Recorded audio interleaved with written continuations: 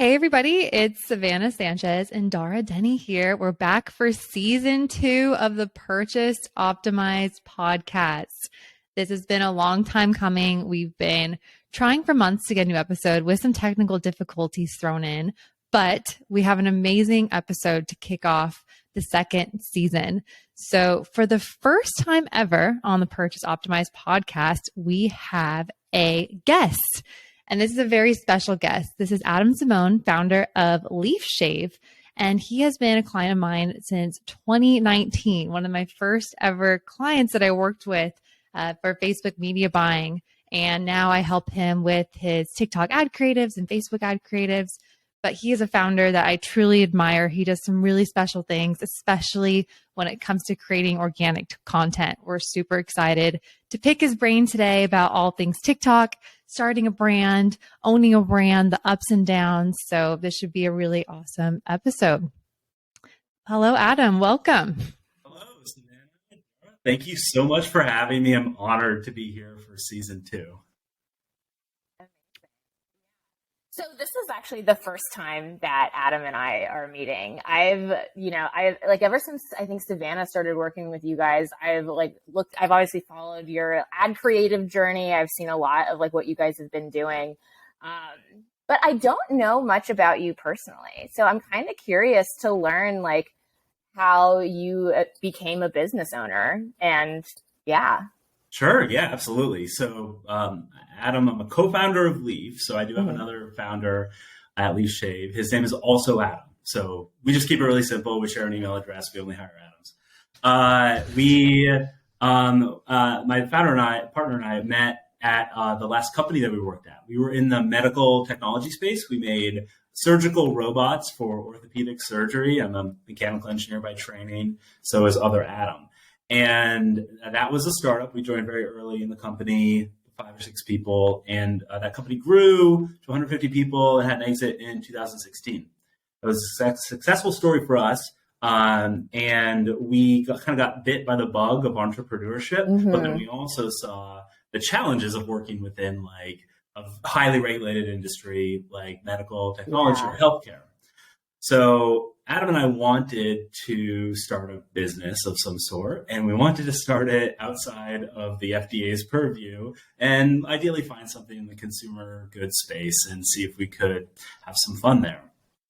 It was about 2012, actually, where we had the idea of getting into razors because Dollar Shave Club and Harry's, they were like flying at that time. And it made us really grumpy because we as engineers, we could see they were selling the same exact product, just like a little cheaper because they're shipping it online. Or in pink. They just change the color and then they add like $1 or $2 to the price. Yeah, it's madness. And we thought like, well, we might actually be able to invent a new kind of razor and bring some technology into it. And if we could carve out a nice little enterprise value for ourselves. And that's what we decided to do. So we set to work. We looked at the landscape of razors. The history is over a century old. It dates back more than 120, 140 years. There's a deep thicket of IP, intellectual property, in the shaving space. And we found a hole. We found a hole that allowed us to take some of the old, the good from the old and the good from the new. The good from the old were traditional safety razors, use these things called safety razor blades. They're very, very low cost, very high quality, readily available. They've been in production for more than a century by dozens and dozens of manufacturers globally. And traditionally, they go into these like old T handles. Your grandfather might have shaved with one of these, back in World War II or World War I or something like that. They're like silver, right? They like look like aluminum, like really old school. Yeah. And they're just steel. Now, those are harder razors to use. And they're primarily made for like shaving a few square inches on your face. And modern razors that we all know and love, they've got multiple blades now for efficiency. They have pivoting heads for safety and control. So we just took the idea of the old school blades, the modern features, and we smashed them together. And we created a new category of shaving razors. These are modern, plastic-free, all-metal razors that are as easy to use, as safe to use as the modern ones that you're used to. The benefits are numerous. They're plastic free, of course. The blades are so cheap and inexpensive. They're pennies, really. So it'll drop your ongoing costs to nothing. And they're beautiful and they last a lifetime. So that's kind of the origin story. Does that make sense? Yeah, absolutely. That's really cool. I didn't realize that like shavers have been around for that long, to be honest. I kind of feel like it was like the first razor was like a sharpened seashell that you would just like scrape off your hair with. Yeah, it's come a long ways, and we like being at the forefront of like engineering new solutions for hair removal, and that's what's gotten us this far so far.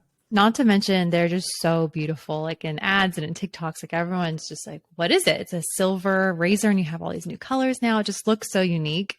I think that's one thing I've always admired about you, Adam, is like, you're not just a co-founder, you're an inventor.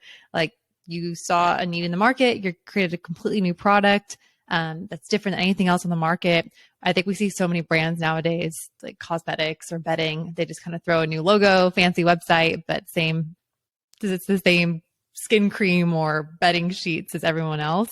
But what you've done, it's completely brand new product, which I think really that's helps. Core, not just to the company and like our R&D process, but it's core to our marketing too, because we think a great product, a differentiated product, something that's unique and stands out is the best marketing tool you can have.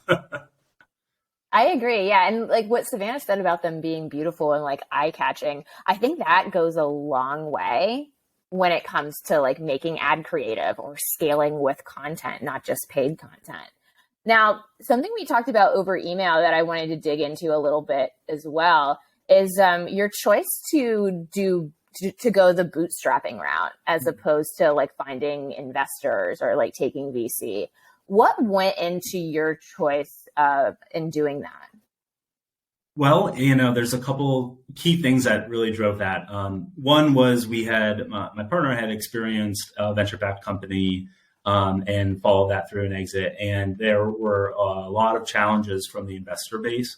And that created unnecessary challenges for the growth of the business in a lot of ways. And I know that there are very supportive investors, and then there are some investors that can cause issues.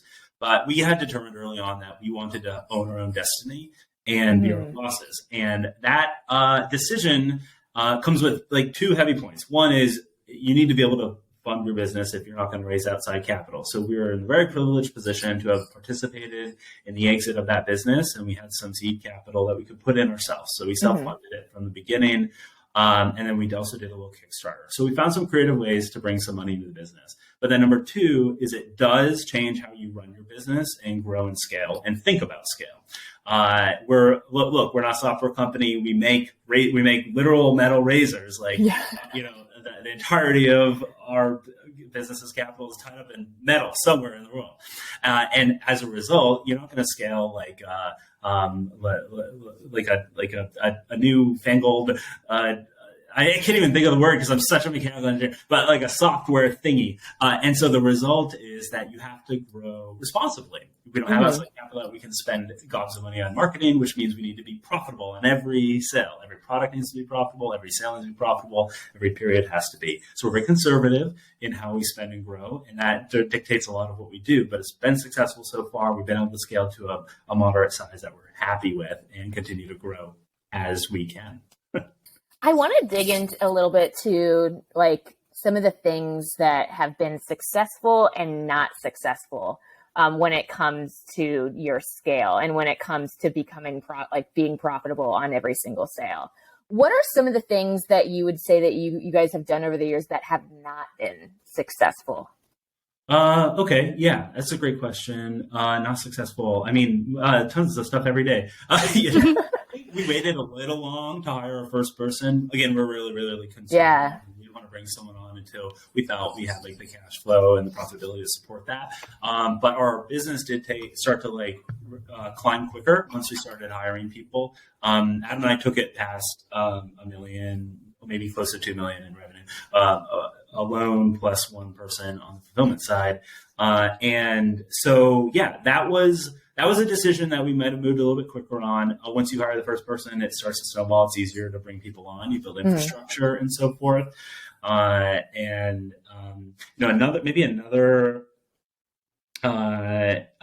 mistake. What else have we done? Oh, we try things that fail all the time. I actually am more willing to spend money quickly to tell me an idea doesn't work. And that might be like an acquisition channel or like a marketing tactic, or like we tried podcasts, right? And I was like, I'm curious if Harry's is always on podcasts. Will that work for our like $80 razors? A little bit different. And we have like no brand recognition, but you don't want to just, spend a few $1,000s into a podcast channel. And I don't know if it works. So we're like, let's give it a budget. I think we budgeted $40,000. We're like, we're gonna go in for business, and we bought like 3 months of ads on some fairly popular podcasts, and just didn't work. And so, I'm more happy doing that than like inching along, always wondering, will podcast work for us? So yeah, we've always been of we'll spend money and fail because that will help us like learn things a little bit quicker as long as we have the money to do it. I think that's so important. I talk to so many potential clients about that, especially when it comes to TikTok ads. And they ask me, what do you think is like a decent budget to spend, and how long should we spend before we decide like TikTok's not right for us? And depending on the business, I'll say different answers, but I'll say something to the extent of like, look, let's spend $500 a day. Let's get a ton of new ad creatives. Let's ensure the setup's correctly. Let's give it 2 months. And if we can't crack it in 2 months, then you can say, okay, we've thrown a ton of different creative options. We've tried all the targeting. We've seasoned the pixel. Then you can say that you gave it a good shot. But I think too many brand owners, which I completely can understand the struggle, is they'll spend a couple $100s in the first week. They're like, nothing's working. And then they give up. And then it's like, well, you can't really say TikTok doesn't work if you didn't even give it a shot. Yeah, honestly, that is a symptom of they're probably not ready. They're not ready to expand outside another channel. If you can't allocate the budget to properly test a channel, then you're probably just not ready yet. So stick to where you are until you grow bigger and can. Yeah. Yeah, I think another thing that I see too is like they will inch along expecting like, oh, if we see results slowly, then we can increase scale. And I think there's something to be said actually about taking your approach that's like, I'm going to do a really concerted effort. And then if it doesn't work, I don't actually have to waste my time trying to figure out how to make it work. And like it frees you up to take other opportunities or like invest in like double down on what actually is working. Absolutely. And there's total shiny object syndrome too. Like, let's say I'm only in Meta and I'm like, I got to try TikTok. I got to try Pinterest. I got to try Twitter is now. Like, I'm not motivated anymore to like go chase a shiny object. Like, so you're not doing Twitter ads right now? No. I mean, there's plenty of like room to grow where we are in our, free channels, TikTok, Meta, and Google. And so that's kind of where we stand. That makes my life a lot easier. I don't have to like spend intellectual time thinking about it, worrying about it. And yeah, we actually stopped looking at channel specific results really deeply. And we just look holistically at how the business is doing now because there's so many touch points anyways in our customers' fairly long journey to get to us that I couldn't tell you after two weeks of trying TikTok whether it works or not, because like it's just part of the cog of the machine. So we stick to like fairly broad views of how these things are working within Leaf. I wish everyone thought like that. Yeah, it would. How do you then make the decision to scale up or pull back on a channel? Yeah, so we look at like overall budget spend now. So what are we comfortable spending based on our revenue? We look at like a revenue, we look at like unexpected expenses coming, and we adjust the marketing expense to that. And then rough allocation between those three, we keep it at kind of a rough percentage. So if we grow our overall bucket by 10, 15% month over month, then everything is going to grow by 10 or 15% because we try to keep the ratios roughly the same. Now, what is it based on? Like just where we've gotten. I can't tell you whether our ratios are correct or not because I don't think there is a definition of correct in this world. It's just there is not. It is actually a fallacy. Like yeah. And the idea of attribution too is like you're never going to get it 100% right. And no. And we're more interested in the why often than like the what happens. So that's actually frustrating for us. My founder and I were very in the weeds on like build tests, and we're fairly like good at like we're analytical people. We like to build capable tests, and then we look at the results and we're like, I don't really know. It didn't tell us enough information. We don't have enough information. It's so complicated. There's so many other things happening that it's hard to control and properly actually test. So anyone who tells you that like they know for sure after a test runs what the answer is, like I just call BS on that. Like maybe they do, but I've never been able to figure out. And I don't know, maybe I'm a dummy. Now there's so many variables, and that's something that I think people struggle with is figuring out, okay, what's statistically significant results? That's number one. Like how much budget, how much time? Is this like a nuanced result, or is this something that's repeatable? But I think especially in like the Twitter marketing world that we all live in, everyone's very quick to share small results. Like, guys, drop whatever you're doing and do this instead. And I noticed that too, in like the TikTok organic space, people are always like, make sure you're posting 10 times a day and then delete it and then repost it and then do this. Like there's all these like small tactics. Like, yeah, maybe it worked for one person one time, but maybe it was just the algorithm was randomly in your favor that day. Like, is that actually a repeatable thing? I actually hope people listening, especially if they're like earlier in their journey, understand that, really can try to understand that like all that stuff they're hearing has to be contextualized, and that your context is way different than my context. So, grains of salt with all this advice that comes out, and just try things that work and understand them for you. Yeah, absolutely. I want to talk a little bit more about the organic side of things, actually, because I feel like Savannah and I are really firmly in the paid world and like developing creative for paid. That's so you guys have grown significantly using organic channels and specifically organic TikTok. And I want to dig in a little bit to like your strategy there, but also how you guys got started and why you wanted to get started on organic TikTok. Okay, well, the why is easy for me. Yes. And we're really conservative with like how we spend money, and organic is free, quote unquote. It's my time, so it's actually quite expensive, but it doesn't cost me money out of my pocket. So, I believe that a well-rounded marketing mix includes both paid and organic. I mean, ultimately, the goal is to expand the number of people that understand what your brand is, know you, understand what you're doing, and end up on your site where you transact, or Amazon, or in stores, whatever your channels are. So, I can pay for it, or I can spend some time and make a video that hopefully reaches people. And both, I think, need to exist, certainly for us.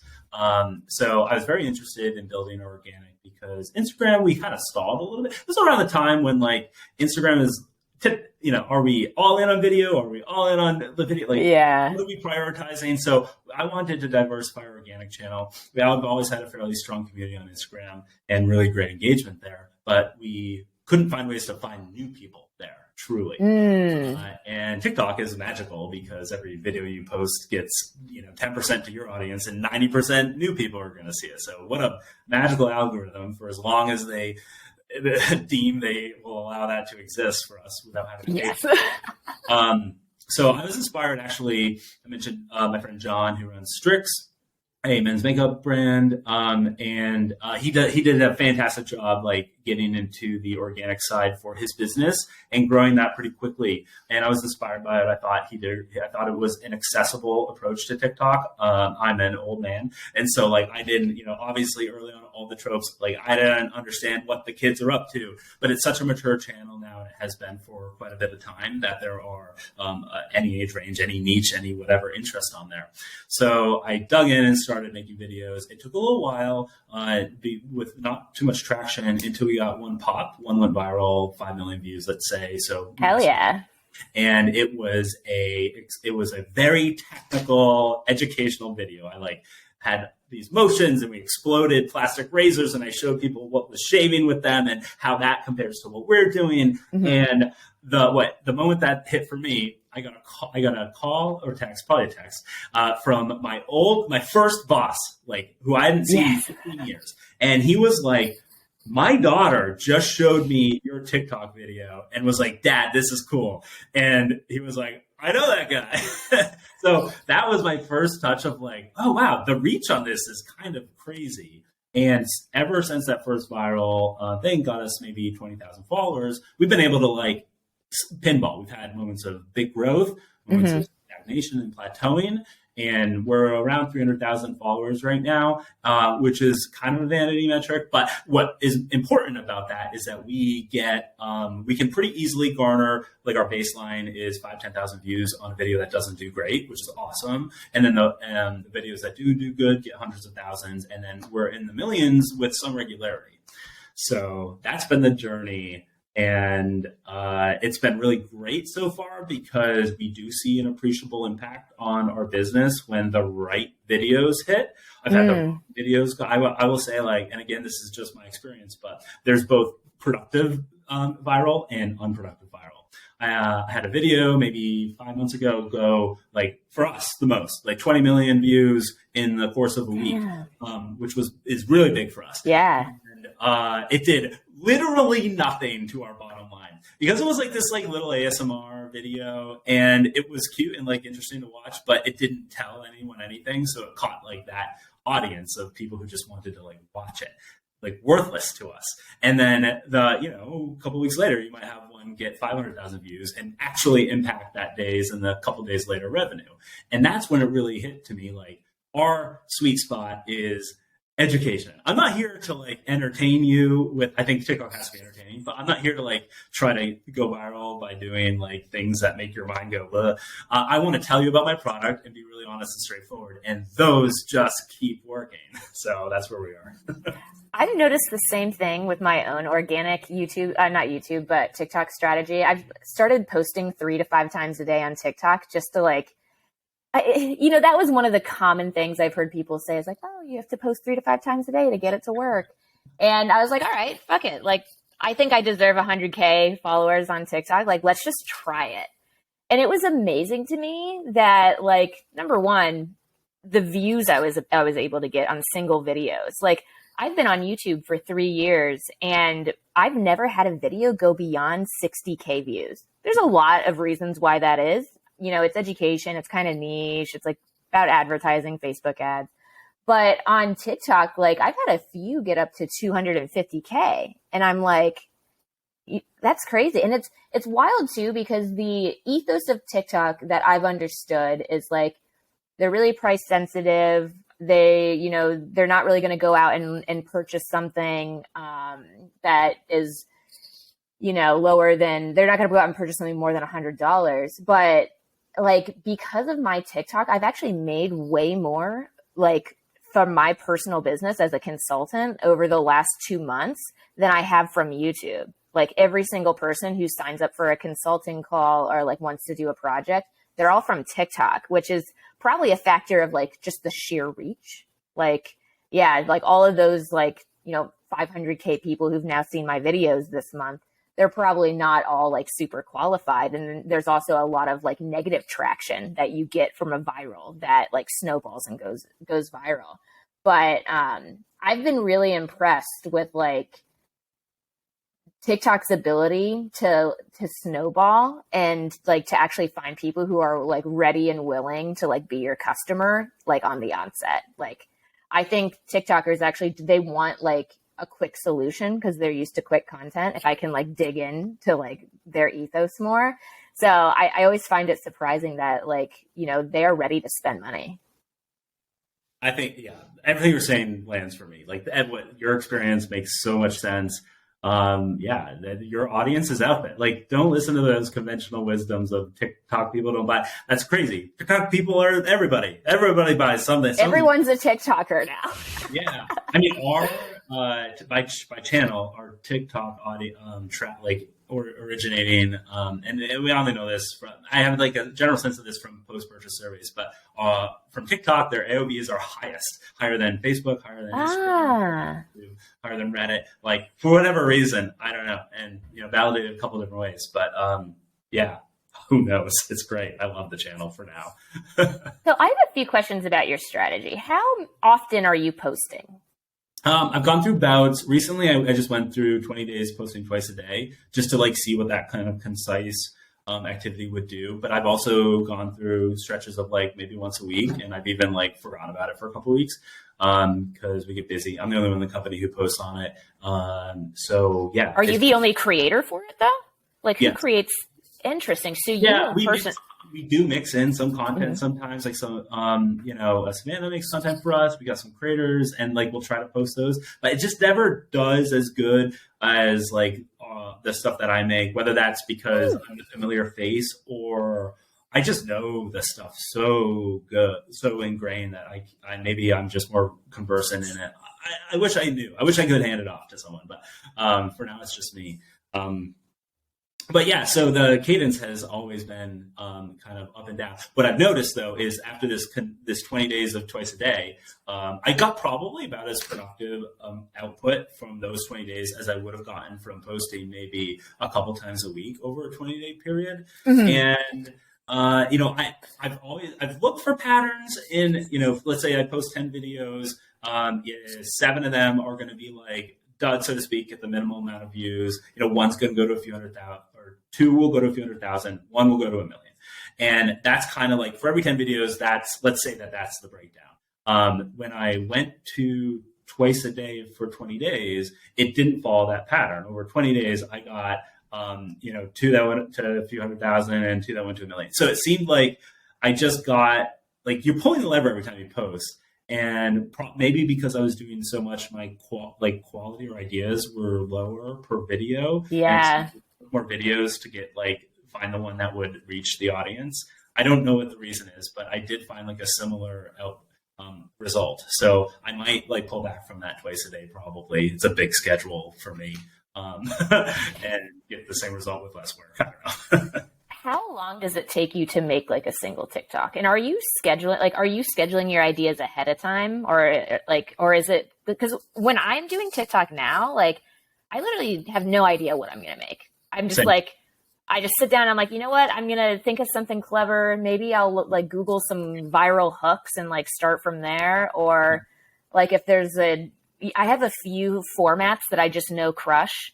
So if I don't have any ideas, I just default on that. But I would say for me, it's I don't plan at all. And I'll sit down and I'll probably take 5 to 10 minutes to come up with my script and just riff, produce, edit, and then post. It's not taking me any more than that time.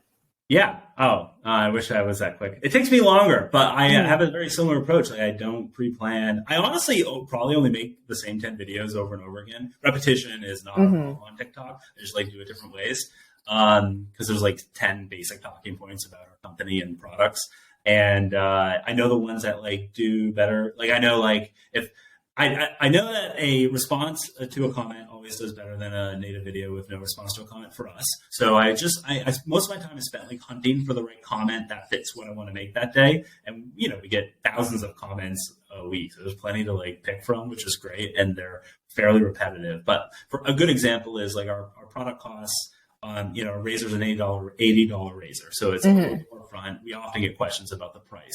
And I know if I make a video that's a little bit sassy about the price, and I respond to a comment and I tell a story about the price and why we are what we are, it's 60 seconds long. Those always absolutely crush. And the positive responses tend to be this is a good ad, or wow, I've never seen someone explain it like that before. And I'm well, if you scroll back 10 videos, you'd see it. And exact same thing. Yeah. So are you saying you don't have to reinvent the wheel? Once you start posting, you find your formulas that work, and then you can just do iterations off of that. You don't have to be on every trend or do something crazy. It sounds like you're just doing educational content, replying to comments, explaining the value props. You make it sound too easy, even though I know it's not.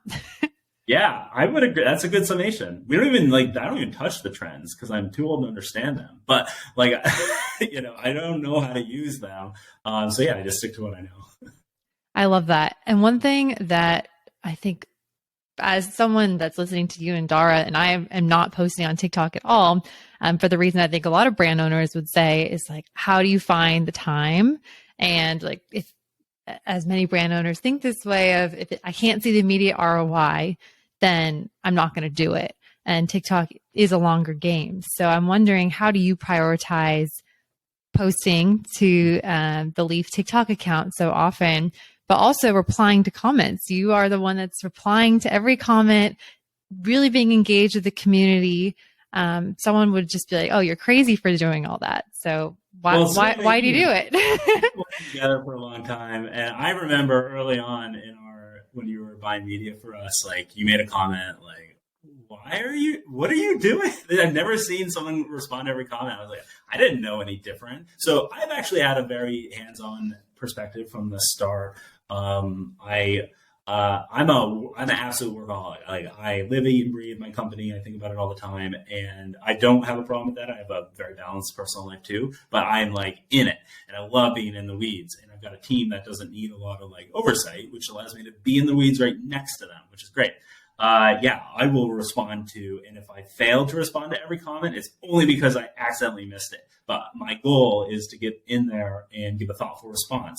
If they're being like jerks back to us, I'll probably match their energy, and that sometimes works. Sometimes that backfires, and I'm quick with the block button. I'm quickly learning that actually. I clap back on TikTok. It's like my own little like form of therapy. Like, yeah, you walked into my store, like, and you start shit talking me. I'm gonna give you the boot out the back end. But so I prioritize it because I think it's so important. I mean, we forget sometimes, especially as like a business grows, like it's, the month sales isn't like some random, like, 10,000 people bought this month. That is the goal. No, it's 10,000 individuals who buy it. And so every comment is a potential individual in the 10,000 or whatever your number happens to be. And so you should treat them as if they walked into your clothing store. I always think about our comment section like we're a boutique on the side of the road in Pittsburgh or whatever. And someone came in and they had the gumption to say something. They asked a question. They were like, that looks weird or something. And I'm not just going to sit back there as the person minding the store and hope that they come up with the answer. I'm going to walk up to them and introduce myself, and I'm going to answer their question. So that's how I think about it, and that's why I do it.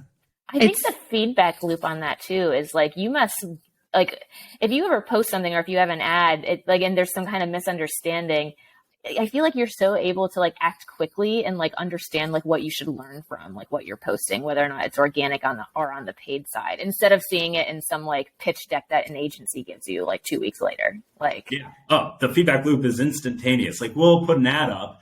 It happened the other day. We had an ad go up and it was a little aggressive. We had like a little side-by-side, our razor, the Billy razor. People really love that dang Billy razor. Oh, yeah. Most of our customers actually come from Billy. So like that's one of the reasons we tend to use that razor in our ads, because from my perspective, it becomes a really familiar thing. We don't call them out by name usually. And we just like explain the difference between a plastic razor and like a forever leaf razor. But there's a lot of Billy evangelists. And on this ad, I was a little aggressive with the copy on it, or whoever made it, I might have. And, that came out in the comments, and to the point where like, I actually had like a very thoughtful back and forth with this woman who I thought made some very valid points about how she felt about us like putting these things side by side. And I ended up taking the ad down because I didn't feel great about that, but it was because I got to experience that. And honestly, if it was someone on my team who like raised the point, I probably it would take a lot longer to figure out what the problem was. If there was a problem, I may not have felt it as deeply. I'm like in the trenches with our customers, and I just love it. I think that's why you're so successful, among a million reasons why. You have a great product and great team and great everything. But I've worked with maybe 200 brands in the last couple of years, and no one is in the trenches with your customer as much as you. Like truly thoughtful responses to every comment. Since I've been monitoring your comments since 2019, and I think that's helps you. I mean, I'm speaking for you, but let me know.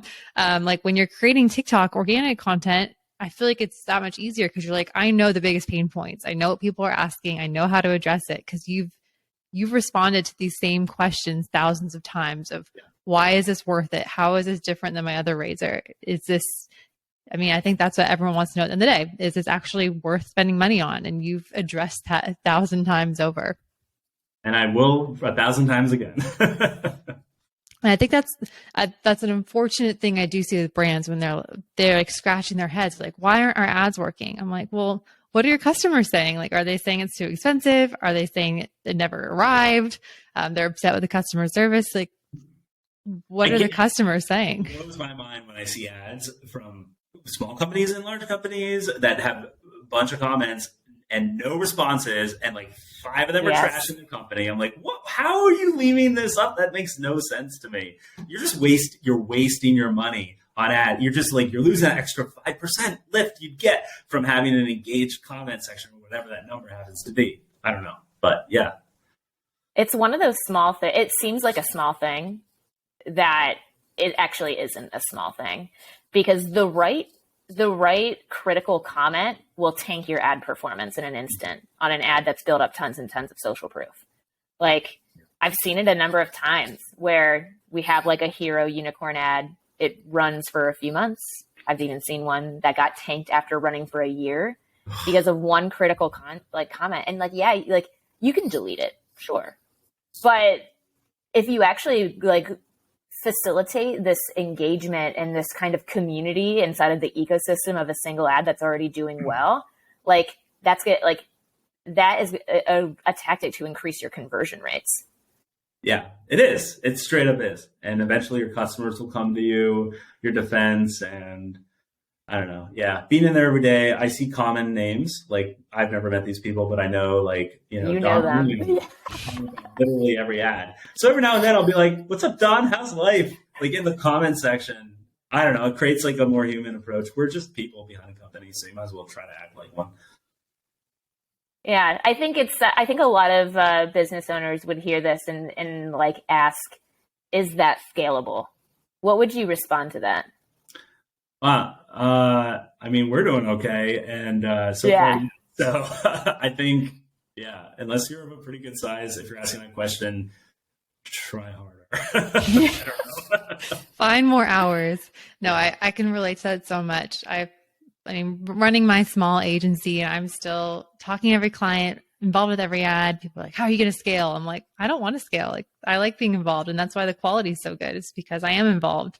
And I feel the same for you. Like, you have built your tribe based off of building the community. And if you just hand it off TikTok to someone else, they're not going to have that same touch as you or understanding as you. So it's not something that can be easily outsourced. No. I look forward to the day, but so far it's a tough one. It's fine. I enjoy it. Yeah, this is great. I love talking about organic. Thank you guys.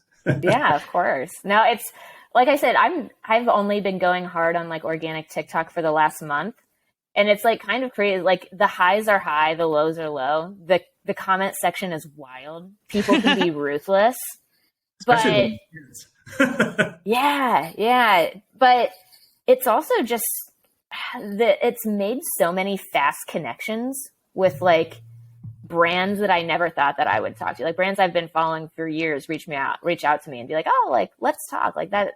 And it's like, damn, like the production quality is not like impressive on my TikToks by any means. I'm not doing anything special there. I found, interestingly enough, replying to comments does not do so well for me. Maybe that's just my approach and the way that I do it. But like, and it's kind of like the same key points over and over that tend to have a certain viral effect.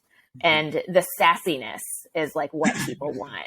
Like it's, I don't always wake up every day and like have something where I'm like, all right, I got something to like dish about.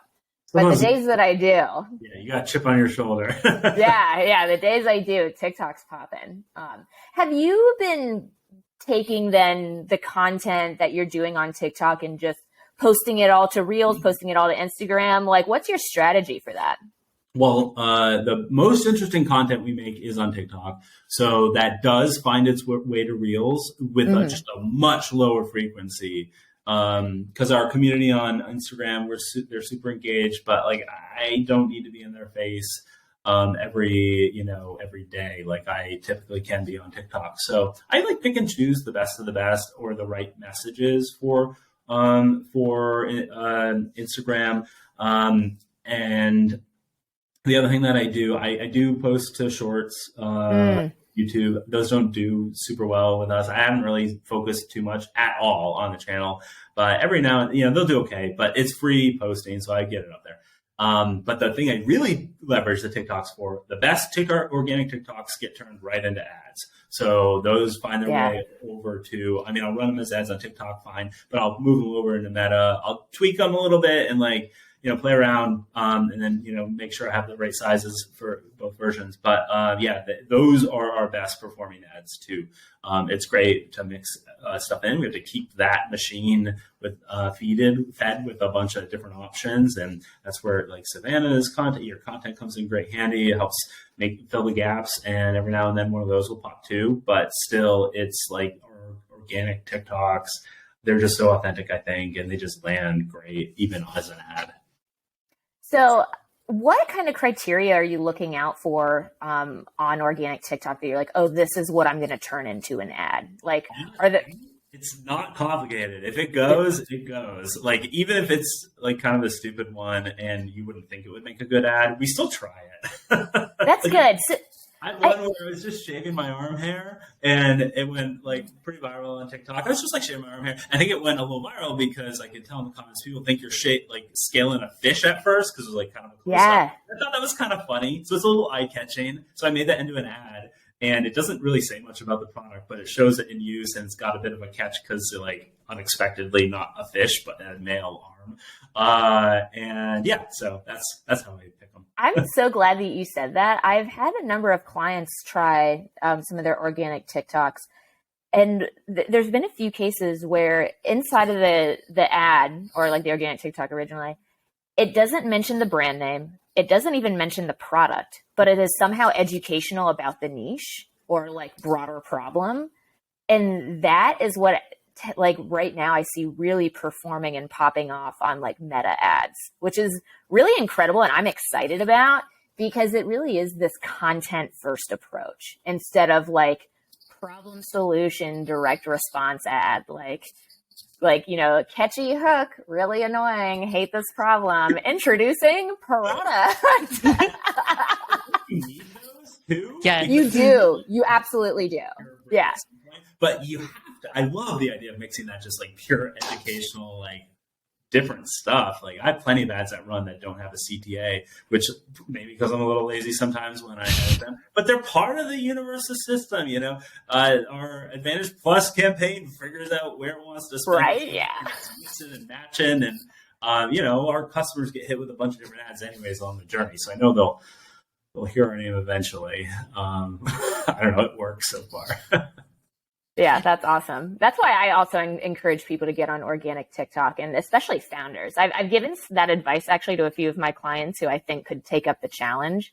And it's been really fascinating to kind of see this founder to creator pipeline that then feeds back into the business. And I feel like it gives you like a really good basis and also understanding for how to hire creators, how to work with other creators in your brand, and how to like write those proper briefs because you've like done it yourself and like you've been in those trenches. It's so hard to work with the creators. Like it is so hard. That's why like working with Savannah is great because like I don't have to do anything. Thanks, Adam. We keep a couple creators too, like on tap, but it's so much work. And that is the only part of our business that we have any agency outsourcing in. So, do you do your media buying internally then? Yeah. Yeah. Very cool. It's gotten so much streamlined. Everyone, like all these platforms are like streamlining into those machine algorithms. And just upload your videos and your copy and your landing page and let the algorithm do the rest. We always have these conversations about like our media buyers going extinct. And I think a lot of them, in a way, yes, a lot of brands are taking it. Like that's something I hear all the time. Like we had an agency and then we just took it in house and figured it out and it wasn't that hard. And then agencies are like, oh crap, people are figuring out because it used to be so much more difficult. Like it used to really be a special skill, like Facebook media buying, Google, like there's all these bidding strategies and tactics and things, but Facebook wants everyone to be able to advertise on there. And same with TikTok. Like we want to make it easy for anyone without experience. We can't have it be some gate kept skill to get more brands to spend money. So have you worked with the new TikTok smart shopping, whatever? Yes. So the smart performance campaigns, that was all the rage on TikTok, or not on TikTok, on marketing Twitter over the last last week, couple weeks. right? Yeah. And I kind of made a hype post about it because, I'm always trying to get viral content out there. I'm like, oh, everyone's talking about Smart Campaign. So I made a post about it, explaining what it was, saying I was going to test it. And I tested it and it didn't do well at all. So I posted on Twitter. I was like, I tested this so far, not great. And still it's measuring like performance as like ROAS or like CPA, like comparing it to like the account level CPA. So right now it's about like 50% higher than the account level CPA. I just put some new creatives in there yesterday that I think are better than the ones I originally chose. So I'm going to give it some time, but have you tested it? Yeah, that was the reason I asked. They just opened it up to me. My rep got me in there, so I don't know. And I don't. Maybe they didn't, and I always had it, and they wanted to sound fancy. But I haven't tried it yet. I've been like meaning to give it a go, but also a little bit nervous because like what we got rolling is working. So yeah, I don't know. I like the idea, and I'm sure they'll continue to work on it because like it's obviously the future. But yeah, it's bummed to hear that it didn't like fly out of the gates. It did the same thing. Yeah, it was the same thing for some of the brands we tested it on. Like we were seeing anywhere from like 50, even like 100%, like more than like the CPAs in platform. I think it'll kind of be like Advantage Plus. Like people were really sus on it at first. I feel like Advantage Plus is like what now, like 3 to 6 months old, but now we're all like, yes, this is working. This is great. But I remember like I think we even tried it out in beta and I was like, this is hot garbage. Like, and what I find too with things like that is like, sometimes with Advantage Plus, like it takes a week or two to like pick up steam and like the algorithm to adjust and like for it actually to start working. Like, I also wonder like for, this TikTok Smart, if like we should let it run at a small budget and see if like, sort of like those old hackery style media buying tactics, like could possibly work there to like get it like some steam. But yeah, I try season it. Season it. Yeah, get some salt. No, I'm excited to see what happens. I have one client, I'm spending $2,000 a day on it. They're down to let it just sit there and test. And we're going to have our business as usual running alongside of it. But I just launched it with new creatives yesterday. I keep peeking back to see what's happening. So I'm hoping to report a success story maybe on the next episode, but I'm interested to know what happens with yours too. Once you launch it, you'll have to give us a Twitter update. Yeah. I'll let you know. I'll tweet. No one listens. So I listen. That's good to know. Good to know. You're one of the ones. Yeah, it's all very interesting. I like when people are willing to share these things. I take a grain of salt anything I read on Twitter usually, so I'd prefer to like talk to someone I trust and see what your experience is. Yeah, that's what I always tell my clients. I have some that will come to me and be like, "Oh, I saw this on Twitter. Like, should we try it?" And I'm like, "Let's wait." I don't know if that's like the best way to go about it, but. Sage advice. It's finding a balance of like wanting to test new things, but then not like ditching, like you said, things are working well for you. So why ditch your current campaign structure for something untested if what you're doing is working? So yeah, I try to bring that perspective. I'm like, don't touch it. It's working. Don't do anything. Awesome. Well, Adam, it's been awesome having you on the show. Like I said, this is the first time that we met, so it was awesome to jam about all things organic and content with you. Any parting thoughts? Well, first of all, thanks for giving me the opportunity to jump on with y'all. This is so fun. I haven't done a podcast, and I did 2 this week. I haven't done one in years, and I felt like I wanted to like get out there and meet some people and talk a little bit about what we're doing in case that's helpful to people. Anyone listening who wants to hit me up, I'm on Twitter at ADM Simone, Simone. I rarely tweet, so I'm not really worth a follow, but if you want some grumpy advice, I'm happy to give it to you with a full grain of salt. That is just what we do. I have no idea if it'll work for you. And that's what I try to tell everyone.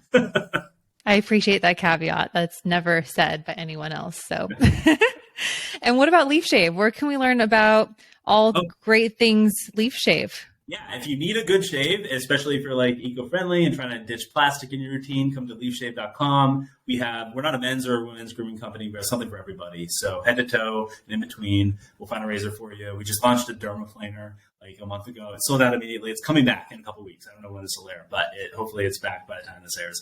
And dermaplaner's crushing it for like folks into skincare. Yeah, that's Leaf Shave. I hope you check it out if you're interested.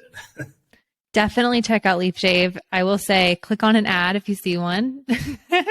Buy from the ad. I always tell people, I'm like, if you're going to buy from one of my clients, make sure to click on the ad first. Get that ROAS up. Post a comment. And also check out Leaf Shave's TikTok, since you guys are crushing it and growing so much. So I'm sure so many brands can learn from the strategies that you've been implementing on the TikTok account. Well, thanks, guys. See you next time. See you next time. How do we stop recording?